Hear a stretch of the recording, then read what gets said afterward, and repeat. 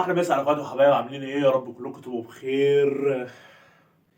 بس حقيقة احنا مش بخير. حقيقة احنا مش بخير. النهارده كده هنتكلم عن ماتش الزمالك اللي لسه منتهي من شوية، وهنقول كل حاجة وهنحلل كل حاجة وهنقول ايه سبب خسارة نادي الزمالك وكل حاجة. فخليك معايا لغاية النهاية في الفيديو ده. متنساش بس قبل برضه ما نبدأ أي حاجة، لو فيديو عجبك متنساش اللايك والشير. يلا ابدأ.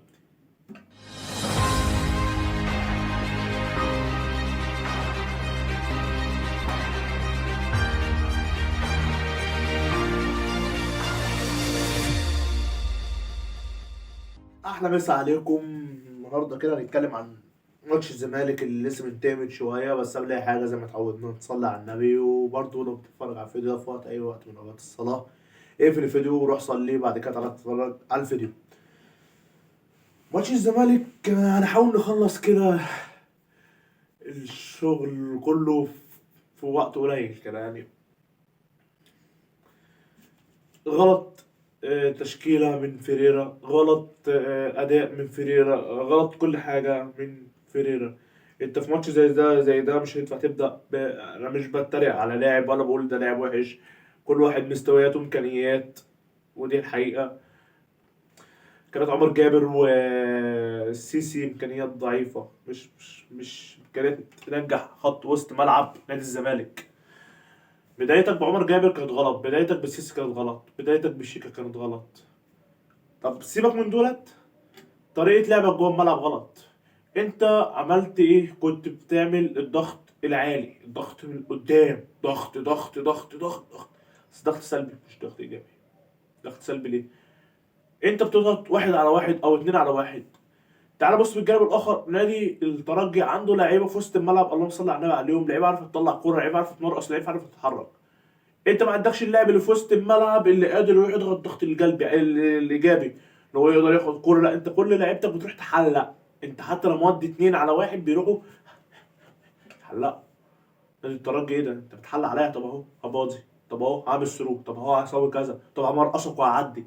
مفيش الضغط الايجابي. الضغط الايجابي ده ازاي يا جدعان؟ انت حتى لو رايح على واحد على واحد تروح على الكوره، مش تروح تقعد تفرق كده تحلق وتجري مش عارف ايه. لا، ضغطك على الكوره مباشر، انت رايح على الكوره مش رايح على اللاعب تحركه تحلق عليه مش عارف ايه. فضغطك ضغط سلبي مش ضغط ايجابي. ده اللي انت من خدت ضغط ايجابي ونزل احمد بالحاج. شفنا اختلافات شويه بس يلا نصيبنا. فانت ضغط السلبي اللي انت عملته ده يا فريرا ده كان سبب برضه خساره من خسارتك. طريقه لعبك، لان عندي تعليق عن نقطه ان هو بعد الماتش قال تصريح ان هو لو عاد بالزمن هيلعب بنفس التشكيله. يعني باين على ان هو مقتنع بالتشكيله، يعني ما تقتنعش بقى اي حد في الدنيا التشكيله ديت. فبوظان في التشكيله. طريقه لعبك كانت غلط، وزي ما قلت كانت غلط ليه؟ كنت عامل ضغط اللي يجي الضغط العالي بشكل سلبي، وبرضه قلت انت كنت عامله سلبي ليه؟ ان انت بتضغط بتحلق وليس ضغط على الكوره مباشر. تاني حاجة، بدايتك في التشكيلة كانت غلط. انت المفروض شيكا ينزل شوط تاني، مش يبدأ شوط من أوله نهائي. آه الحمد لله. بس قبل أي حاجة احنا عندنا فرصة إن احنا نكسب هنا ونكسب التلات متوشة ونصعد. لو كسبنا التلات متوشة إن شاء الله نقدر نصعد. بس سريعا كده نقيم مع بعض قبل ما نبدأ التقييم. أقول لكم كل حاجة حصلت في الماتش والأكتر كرات خطيرة لنادي الزمالك. عندك نادي الزمالك في الدقيقة التانية بالظبط كان شاط شوطة من أحمد سيد زيزو برخات ال 18 والحارس صدها، وهي كانت تخش جون. يا ريت والله كان نفسنا. عندك برضو في الدقيقة 30 كورة شيكابالا ده المسلوسي، والمسلوسي شاطها من بره خط ال 18، وبجد مش الحارس المرة دي صدها، قلب الدفاع بتاعهم هو اللي صدها. عندك في الدقيقة 43 شيكا شاط الكورة من جوه خط ال 18 بس كانت ضعيفة، فاعتبرناها فرصة وبرضو الحارس صدها. الجون في الدقيقة 36 الجون بتاعهم حمودي حاجة زي كده. محمد علي عموما هو اللي سجل الجون، بس هو مشهور بحمودي. هو اللي سجل الجون. وعندك برضو الدقيقة 93 سجلوا الهدف الثاني. تعال اقول لك التبديلات اللي حصلت. عندك احمد بن حاج نزل بدل السيسي، عندك جعفر نزل بدل عمر جابر، عندك منسي نزل بدل دونجا، عندك اسامه نبي نزل مكان شيكابالا، عندك نيمار نزل بدل عبد الشافي. كل التغييرات اللي قلتها دي ما صنعتش حاجه بربع جنيه غير احمد بن حاج.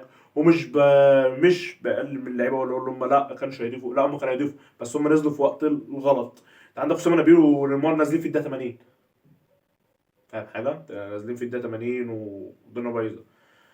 عندك جعفر لما نزل تقريبا في الدقيقه حاجه 70 وعمل شكل كويس جدا. عندك عامل بالحاج عشان بدا الشوط الاولاني الثاني عمل شكل حلو. تعالى بقى نقيم اللعيبه. هنقيم من حراس المرمى. عواد اديله 7/10. عندك مسلوسي اديله 5/10. كان شكله وأداؤه كان حلو شايف الماتش دفاعيا وهجوميا. عندك عبد الشافي اديله 4.5/10. ما حسيتش بيه في الماتش. عندك حسام عبد المجيد اديله 6/10. عبد الغني 5/10 أو 4/10. عندك دونجا اديله 3/10. عندك السيسي 0/10. عندك عمر جابر 0/10. عندك زيزو 4/10. 4/10 ودي حاجة مضايقاني أنا كشخصيا. عندك